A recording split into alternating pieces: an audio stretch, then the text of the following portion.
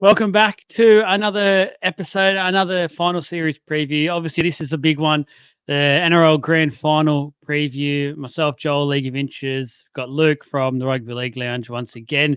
A massive preview, obviously, to the best teams of the competition all year. It's great that we've got this grand final.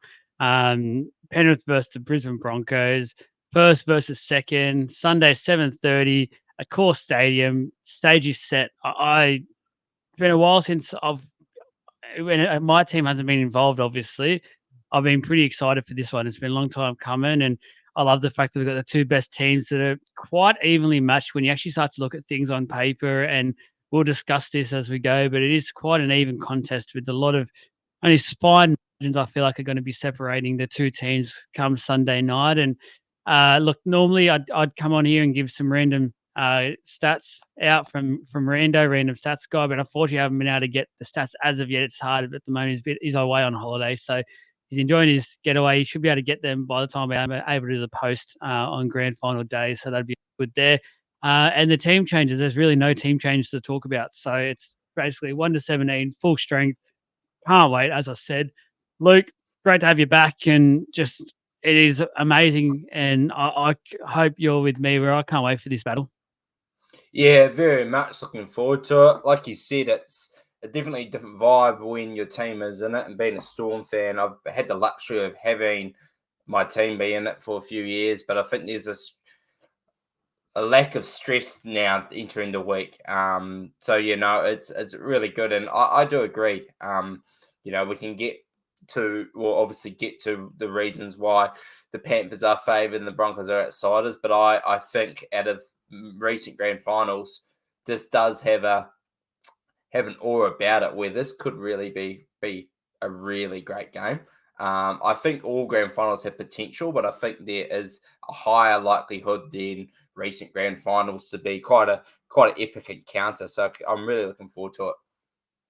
Yeah, me too. I just general thoughts on this game. Obviously, it's a battle of heavyweights, and I'd say that I mean the forward packs have been massive. And one thing I really loved was the fact on the weekend both forward pack leaders. So I'm talking Fisher Harris and Payne Haas stepped up. Also, we've seen Fisher Harris's game on the weekend, and it was sensational. I think it was arguably the best stint I've seen by a front rower in a long, long time. And his first stint, I think, he put Melbourne Storm out of the game. It was simply that good.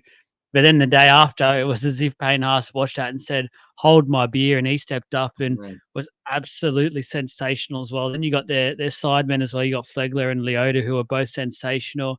And then we talk about the locks as well, who I thought had one of their best games of this season as well. And they're probably 1 and 2 when it comes to rankings for the lock position as well. So already, as we start to talk about some of these positional battles, you just start to see how close it in fact is. And again, it's just fine lines that are going to separate both of these sides.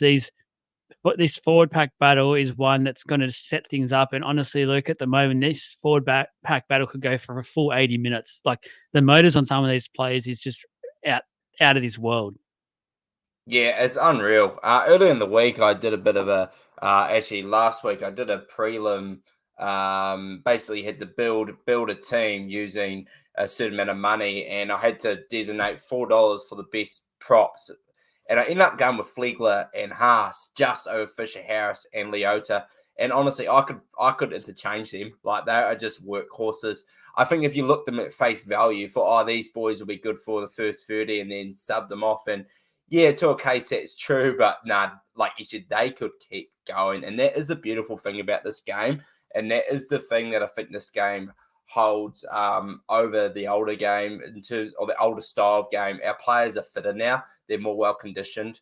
We got more access to the resources available. And these forward packs are really a testament to that. They're just freaks. They're freaks in every way possible. They've got the power.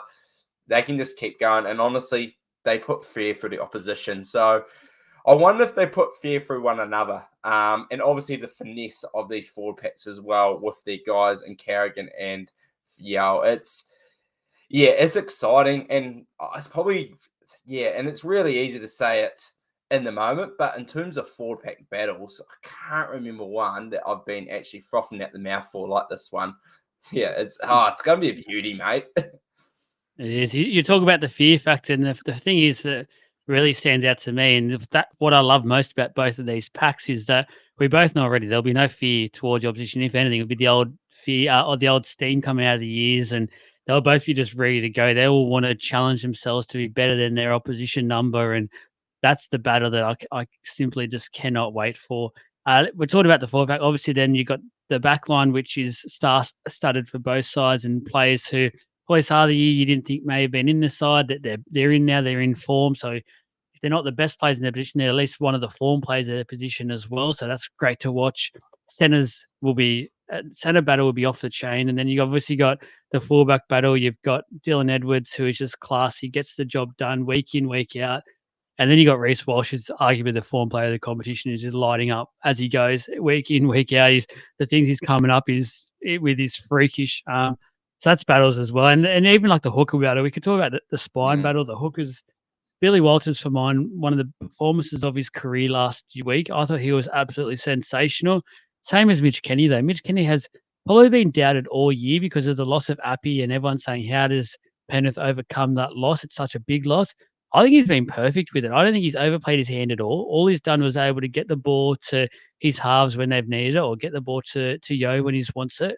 And he's played it perfectly. He hasn't tried to overplay it. He hasn't listened to the outside noise and tried to be Appy or anything like that. He's just been himself, and he's done it so well. And it's really helped Penrith sort of grow as they start to lose some of these classy players and just continue to be the benchmark of this competition, which I really, really like. Yeah, and I want to continue on with you with that hooker battle because it's really interesting if you look at the start of the season and how it's played out. And looking at the Penrith side first, obviously they lost Coruscant, and we know Kenny was there and he was part of that rotation. So it's not a surprise that he's there, but it's a kind of surprise how important he is now. And also to think about what we presumed of happening. Penrith keeping the same style and having a guy like Sonny Luke, who, let's face it, there was very similar aspects to their game. Would have thought like a bit of a copy and paste. Obviously not the level of Coruscant, but it was quite easy to see Sonny Luke in there, especially being a very experienced in terms of age-wise, even though he hadn't played many games. He's got a lot of games under his belt in the reserve level. Didn't work out like they would have loved. But still, Kenny has done his part, and they've kind of haven't really gone back to playing that Coruscant style. They've done what's worked for them. Lucky enough, they've got enough weapons there, and Kenny has become very reliable. And you look at the Brisbane side, there could have been about 4 options of who is going to be the hooker at the end of the year for the Broncos. You had the likes of Smoothie. I think it's Corey Pates, is that he says? Corey Pates. Yep. And also the guy that's probably got the biggest potential in Blake Moser. Obviously, I think contract-wise maybe couldn't have played this year. But and then the Billy Walters, obviously all the stuff with Kenny. Is he picking Kevin, I should say? Is he picking favourites? Obviously been his sons, but he has been brilliant. So it's really interesting. And now they're both grand final hookers running against each other. Just crazy what we would have assumed would have happened at the start of the season and how consistent they have been all season long. It's a great story for those hookers. Yeah, it is. And, I said at the start, it's very hard to find this out, but let's talk about a weakness for the Penrith Panthers. What do you got to look out for the Panthers? Oh, jeepers, man. Like you said, what is a weakness? There's not many. I guess for me, it's really tough. My gut reaction goes to Luai at the moment and just that injury and just really finding ways to go at him. Even also to get into his ego as well. I will say though, Luai is better than a Cody Walker. And why I bring him up, not as a player, but in terms of controlling the ego. I think when you hype up Walker's ego, it can get best of him. 90% of the time, I think Luai does actually do quite well at channeling, even though, he plays that villain. He does have that balance of knowing when to rein it in. I think because Walker might have that more importance over his team where Luai's got all these weapons around them, and is the he's the Robin to the Batman that is Nathan Cleary. But I do want that shoulder, be interesting that shoulder to be tested out, and the ego as well. Saying that, Penrith, they've got bodyguards, they've got leaders to protect Luai. So even though that feels like a potential weakness, I'll go with that to start us off. And if there's anything that comes into mind when you get into your point, I'll be sure to add. Maybe the bench, mate. In terms of name value, the bench lacks, but they do their job, and that's the thing there. That was actually kind of an area of strength I thought the Storm could unpack. But look, when there's the platform that's already been set from the forwards, it's hard. They kind of just, they know it's expected. So even though it might not be the most opposing forward pack, it's still they do their job well. So you probably Luai's shoulder and that lack of threat off the pine. Yeah, I'll lock in I've got an injury as well. I've got Isaac Targo though, who I thought was a little bit not himself on the weekend and was shown up by Justin Olam a couple of times. One that led to a try, which you would probably be a testament to this. But Olam hasn't been great this year either, so it was a bit eye opening to see that happen. And I just think everyone was talking about Luai's injury. I think Tango's come back and he's not 100% yet, and they're just sort of getting him through the games. We know that they've switched him and Crichton over to sort of protect him a bit more, so him and Luai aren't together either, which obviously hasn't happened in the past. So he's getting used to a different side of what he's used to playing on as well. So I think the Broncos, in the way they attack and Reece Walsh's speed, that can be a real weapon for the Broncos to look at trying to attack and exploit. Is that hole might be there quite often when it comes to Tungo and him making his defensive decisions, whether to come in, to stay out, and just whether he can go in at 100%, because we know it's a grand final, and just those little things will make a huge difference. If he's hesitant at all, the Broncos with either Reece Walsh, Herbie Farnworth, or Staggs, whichever side ends up being against him, we already know how that form that they've been in will easily exploit that. Weaknesses for the Brisbane Broncos. What are you looking at that you can think of can be a weakness for the Bronx? Yeah, well, I touched on it a couple of weeks back when the Storm were coming up against them, and obviously, so far so good this season, but they are young, and you can say that with the Penrith Panthers, but it's fair to say they are built a little bit different. So it wouldn't surprise me the Broncos' youthfulness doesn't come into play as a weakness, but I think it is important to touch on. I'll just name a few. If I look at the right edge, obviously you got Cobbo, Staggs is still young, and you've got Jordan Ricky as well. And what I want to touch on this youthfulness too is the experience in the big games for the Panthers. I think for that right edge, for the Broncos, I think they're in threat of being, like we mentioned with Luai before, he's got that bully mentality, that villain mentality, and they'll be yelling, they'll be shooting out the line, trying to get an air, trying to get tension to boil over. So that's on that side. I'm just hoping that Adam Reynolds can be the calming influence there.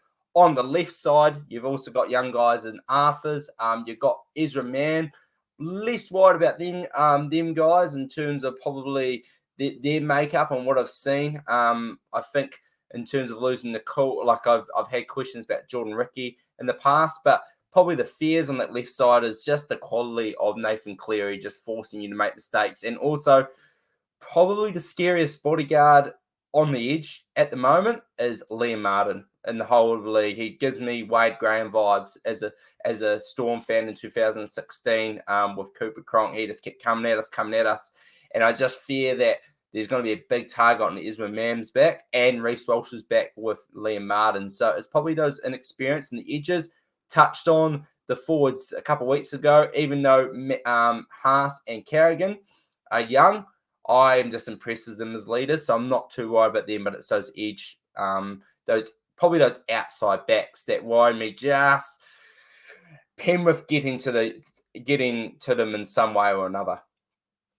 Yeah, it's interesting you mentioned the edges, because mine's the edges as well, but it comes in a defensive structure. And we've seen on the weekend the Warriors are very, very good at attacking there. We know that, so it's hard to go too into this one about the Broncos and just maybe say as well that the Warriors are really good on the weekend with that attacking on the edges. But for mine, they missed what the thing that worried me the most was that their edges are mistiming either their shut or their shutting defense, how they try to stop in. And we've seen Dallin score a few tries on his wing, and then Montoya got one as well. They're just going to make sure they time that right, because obviously Penrith have To'o, Taruva as well on the wings, who will score every day of the week if you give them half an opportunity. So they can do the shut defense, that's fine, but they've got to make sure they're timing it. So their wingers have to make sure they're hitting their target at exactly the right time. Otherwise, Penrith will keep going wide and they'll keep scoring. So do the shut defense, do the press, whatever people like to call it, but just make sure it's timed well, because Penrith will exploit that every day of the week if it's not. The strengths for the Penrith Panthers, it's a juggernaut. There's so much we could probably talk about with it when it comes to the strength of the Penrith Panthers. I've got down here that that's just the fact that they've been there and they've done it before is huge in these big games, which I've seen before with grand finals. And the old you have to lose one to win one, where they've obviously lost one, they've obviously won a couple as well. So they've got a lot of form when it comes to this big stage. They've played a lot of big games at a core stadium. They're used to it. They got to play there on the weekend as well. That they know how it all works now. That's a huge advantage for the Penrith Panthers when it comes to this. You did mention a bit of a weakness for the Broncos might be that those young players not having too much big game experience. The good thing there for the Broncos is a lot of them have come off a good, successful Origin campaign as well, so that could stick them in a good sort of stand for this grand final. And the other one I wanted to notice and just have a quick shout out for, because I think he's been a little bit down on form all year, but last week I thought was his best game in probably a 12-month period, and that's Isaiah Yeo, who I thought was sensational on the weekend. He finally, in his head, it seemed like he got the mixture right when it came to passing the ball, using the ball, or just to tuck it under his arm and get that quick play of the ball. He just had it 100% to perfection on the weekend. And if that's the mind frame he's in now, that is very dangerous for the Brisbane Broncos, because a lot of people say you got to make sure you've got Nathan Cleary in your vision, but it's actually the play before that. It's the one with Isaiah Yeo that you need to be careful of, because he'll dictate how that set goes with the Penrith Panthers, with what he chooses to do with the footy when he gets his hand on the ball. Yeah, no, I completely agree with Isaiah Yeo. I think we're going to be having the Dally Awards tonight, and I still think he's going to be there or thereabouts to get Lock of the Year. I probably have Carrigan slightly ahead, but man, he was definitely on one last weekend. In terms of strengths for me, mate, look, there's plenty to touch on, but I think for me, it's taking those opportunities that the opposition gives them, and I'll allude to the Storm game very soon, and also not giving the other team those opportunities to take advantage as well. And that goes down to their ball completion and just being smart with the footy and not making silly errors. But one thing that really angered me as a Storm fan, look, I think the scoreline probably did not surprise people, but I actually was a bit hurt by how they played, because we had opportunities to play, but we shot ourselves in the foot at times. Like, there was a stat there where we were tied with line breaks. We looked threatening, but we gave them ball in really early field position, in real good field position, and they take advantage. They are smart. They don't rush it. They just look so fluid in how they do it. And like if you give them the inch, they take a mile, and they don't give you, the opportunities to have, give me field position either. So they're just very clinical. And I think that summed up with those two things. They just know when to take their chances, and they don't give you any freebies. So yeah, and that's the thing. That's the thing with me. They're just so solid. And goes back to your point. They've been there, done that before. So they've had the games under the belt to know what's expected to win these big games. Yep. For the Brisbane Broncos, strength for the Broncos. For mine, I've got that all their key players are arguably in career best form, which I think is huge when it comes to this time of year. So you can throw in all their big name stars. I think they're arguably playing their best footy that we've seen them play since their NRL debuts. And I just think that can do a lot. When you're a team heading into the sheds and you see each other, you're warming up, and you can just see those sorts of players. You can see your Reece Walsh's, your Adam Reynolds. You can see your Herbie Farnworth, your Payne Haas's, your Pat Carrigan, and you know that they're all playing well at the moment. They're playing good footy. You know you're in the contest, and that gives you just a little bit more of a pickup going, you know what, today's going to be okay. We're in this game, or this is going to be okay. So that's huge for mine. The fact that you can rely on all these players, you know that will do their job, and especially players like Reece Walsh and that will come up with that magic little touch, I think is huge. So the fact that, and as I mentioned Reece Walsh, and just a special shout out to him as well, he's in a purple patch. He's in rare form, and we've seen this time and time again where these individuals lead their teams like this. The good thing for the Broncos, different to some of those other teams in the past who've relied on like the Jared Haynes, the Ben Barbers, where they haven't got the job done. I think that was because they relied too much on that star player, where the Broncos, they don't necessarily rely on him. They've got him there as their sort of joker in the pack, and they just release him whenever they need. Yeah. But the fact that all the other players are in form, that's what makes it dangerous, because you can't just watch Reece Walsh. If you watch Reece Walsh, Reynolds, Mam, Farnworth, Staggs, they all step up and they'll do some damage. So that's the hard part. That's why everyone knows what Reece Walsh can do, but stopping it is a whole different level, because everyone is in form at the moment. So you've got to keep your eye on everyone else. We've seen on the weekend, like Payne Haas making 40, 50-meter runs and things like that. Everyone is in form. It just makes it so hard to defend. Yeah, and mine's really similar to yours, mate. And I think it's because all the players are in form, they're able to do what I believe they're earning the right to play their style of footy. And what I mean by that is they are actually getting through those tough yards. They are playing footy where they're getting teams on the back foot, which allows them to see the brilliance of the Welsh, to see the brilliances of Farnworth and all the other, and Mam and everything else. And like you said, if those players weren't in form, then you're not getting the opportunities for the superstars like Walsh to do what they're doing. And also because they're all in form, they're cohesive. They're playing as one. Then they can pull out those trick plays out the back. Even last week, like when Walsh threw the intercept, and I guess I would like to touch on another strength just before I finish there.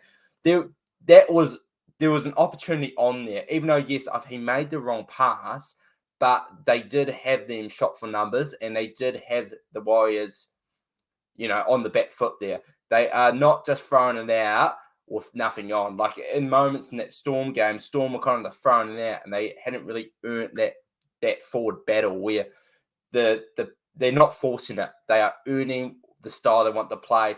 And they also have this Dory syndrome at the moment, especially Reece Walsh. They forget what happened. Doesn't matter. They might make a mistake. They call it James Maloney's classic at it. Might miss 5 tackles, might concede 2 errors, 2 penalties, sorry. Doesn't matter. He will still keep coming. Yeah. That's very much Reece Walsh footy. And I know we're talking about the Broncos, but at the end of the day, he is their key guy. He's going to have to probably be their best player if they are to win it or close to it. So, yeah, I think it is very fair to kind of really single out his impact and how his forget about it attitude is really going to be key for them, especially in the biggest game of all. Yeah, and that mind frame you talk about with Reece Walsh, the fact that even if he makes a mistake, he comes back and he makes up for it tenfold. That, I think a lot of people underestimate how powerful and dangerous that is in a player, because what you could hear in the lead up to this week is probably like most fullbacks every week. You hear about the Nathan Cleary bomb. He's going to tower him up. He's going to make the fullback drop one. It's going to scare the shit out of him, and he's going to be a different player. No, not with Reece Walsh. If Reece Walsh drops one, you can guarantee yourself it's actually going to work the opposite. He'll go, you know what, boys, my bad. I'll get us out of this mess now. I'll go down the other side of the field and I'll get us a try. Don't worry about that. So it's so dangerous when you're coming up against this sort of a quality of player who's in this mind frame. You've got to be really careful, because it's like some people where you sort of get into them and you have a dig at them, but that's what wakes them up. This is the same thing, I think, with Reece Walsh. You want to target him, but you don't want to target him too much, because if he does make that mistake, you're going to wake him. You're going to poke the bear, and you're going to say, make sure he gets himself involved the very next set. So it's a balancing act. You got to get things right. But yeah, Reece Walsh is on fire, and that's a good lead into a play to look out for in this battle. And I've actually gone a battle, not just a player. I've gone the halves battle, Nathan Cleary and Adam Reynolds, where we've already spoken about the forward pack battle, the backline battle, the fullbacks, the hookers, everything. All of that it makes perfect sense. But if you don't have the conductor pulling the right strings at the right time with the right kicking game, the right pass selection, in both of these players, that's exactly what their job is. There's no point having any of the others because it will just not come together. They're the glue of both their sides. They need this, and they need to both be on form to make sure that this works. So yeah, it's a huge battle. They're both the form halfbacks of the competition. They were probably both in a battle for the New South Wales jersey when that was around, and a lot of people were saying to go with Adam Reynolds when Cleary did go down. So I can't wait for this one because their kicking game is immense. Their conversions are immense. There'll be some big goal kicks to be made in this game, and it's the two sharpshooters that you probably want if it's kicking for your life. We'll be lining them up for each side. So again, it's just one of those battles where you're picking at straws to find out a winner. They're both in great form. I can't wait for this battle. Do you have a player to look out for? Yeah, I do, and I just would like to touch on because I could easily go down your route with the route with the battles. Like I think, like each centre battle is just electric. You've got the forward battle like you touched on, but I do want to veer away from a battle and think about the point of difference that one team might have. And I touched on this with Nelson with the Storm. He's just something different. I don't think anyone in the comp has a Nelson.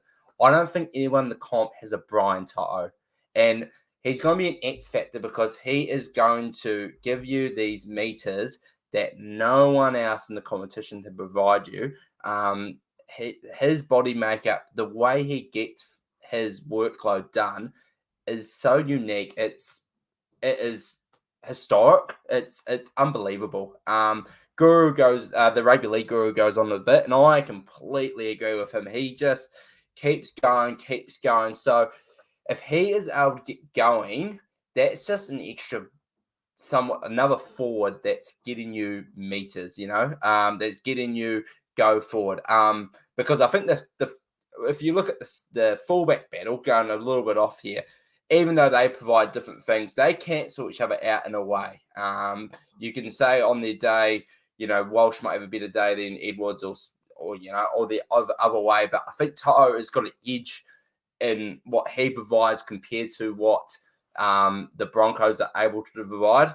To'o's a freak. He just is. And I think a lot of the X factor also comes down with the game plan of the Brisbane. How are they? Because at the end of the day, Brian To'o is guaranteed to get over 200 meters. Like, lock it in. That's easy money. But how can you limit that the most possible? How can you make that low 200s and how can he potentially get to high 200s? That's really going to be up to Brisbane. But I do think he's going to be hungry either way. If they don't give him those meters, he's going to be in there and finding it. So for me, he is an X factor for me. Yeah, let's lock in your prediction. I'm going Brisbane, mate. I'm going Brisbane. I'm going Brisbane 1-12. I think that there's something about knowing what you know, and that's obviously what the Panthers provide for us. We've seen them in the big games. You alluded to it. I've alluded to it. It's kind of been the thing that's maybe wanted me to pull the brakes, but I do think this Brisbane team is underrated. I really do. I think it's really key what you said. They are all in form. I think it's also key to really point out that even though, they do not have the big game experience like Penrith Panthers, nowhere near, but Kiwi has been there before as a player. Every grand final he's been in, he's won. Yeah, it's different, but it's still experience. Adam Reynolds in his third grand final. Kurt Capewell has been a part of that dynasty of the Panthers. They've won Queensland, they've won Origin series, not just individually, but as a collective as well. I just think they're not going to be phased. I think they're going to keep on going. I think there's going to be some individual battles that they will win. I really do. I think even though how good the Penrith pack is, I think Payne Haas is a head above the rest, and that is less on Leota and Fisher Harris. It is more on Payne Haas, and you got Flegler around the back of it. I just think there's going to be individual battles that are going to be won here. And gosh, The kicking game, I think Cleary's going to have an edge with the kicking, but Reynolds, yeah, I just really like the Broncos here. I really do. Yeah, but wouldn't surprise me either way.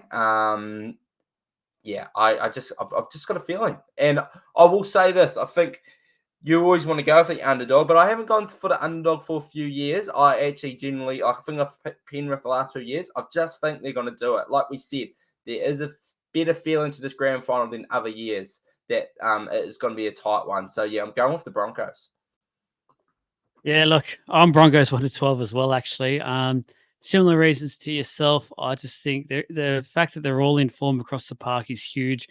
I like the fact that they've got a lot of the Queensland blueprint in how they went ahead and beat the Blues. So they got a couple of key personnel who played against the Blues. And if we remember back to this year's series, a lot of those key Penrith players in those plays didn't work. They were shut down quite quickly, and they sort of didn't seem to have a plan B or C in their back pocket, the Panthers or the Blues at the time. So if they can do the same thing and shut down Yo and the Cleary combination, which they were able to do in one of those big games or a couple of those big games, I can see them doing the exact same thing this weekend because they know what to do. They're motivated by it.